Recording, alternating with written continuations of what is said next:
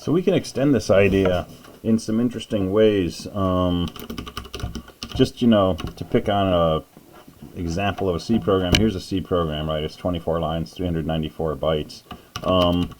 I can dump that out as a bunch of ASCII codes written in hex, right? So each of these digits is 4 bits, and 0010, 0011, 0110, 1001, and so on. I could write this out as a big long binary number, and it would be, a really, really big number, but I can treat that big number as an integer.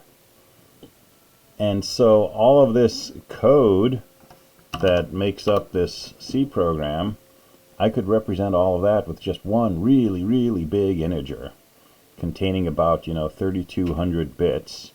So something around 2 to the 3,200th. Big number, but it's just one integer. And in fact, if you have a WAV file containing audio or an MP4 file containing video, we can do the same thing. We can dump out the contents of that and see that it's just a bunch of ones and zeros. And if we lay those ones and zeros out side by side, it's just a big integer. And so, when you have something like, a 4 gigabyte movie file that you've got storing, a bunch of images and audio and that kind of stuff, that's also really just a single integer. And so one integer could record all the information of, a 2-hour high-definition movie, an entire CD of music. And, if we take a bunch of these things and put them together side by side, it's still just one big integer. And if I look at my hard drive, I have a 4 terabyte hard drive, and, some of it's in use, some of it's empty. But if I take the entire contents of that hard drive and lay it out as a set of bits side by side, I have, 4 trillion bytes times 8 bits, 32 trillion bits. I can see my entire hard drive is just a single, very big integer. And so one integer, just a single number, can be used to describe the contents of my entire storage system on my computer. Every piece of music, every piece of video, every lecture that I've recorded for all of my classes, every picture that I've taken, all of that is just stored in this one single number.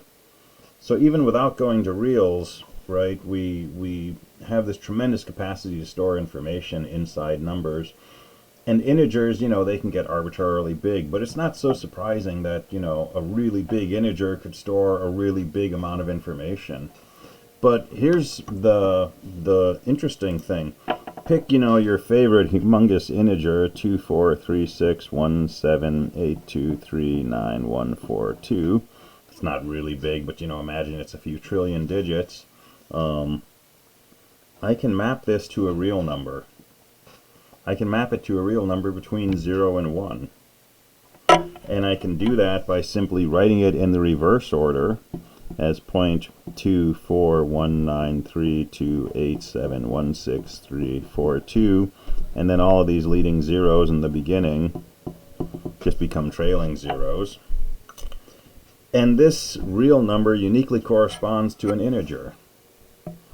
And every integer corresponds to one of these real numbers, and it's a perfect one-to-one correspondence.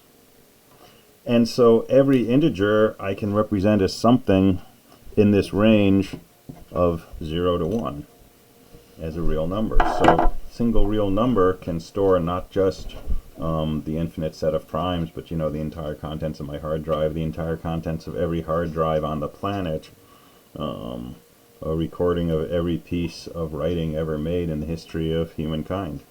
One real number.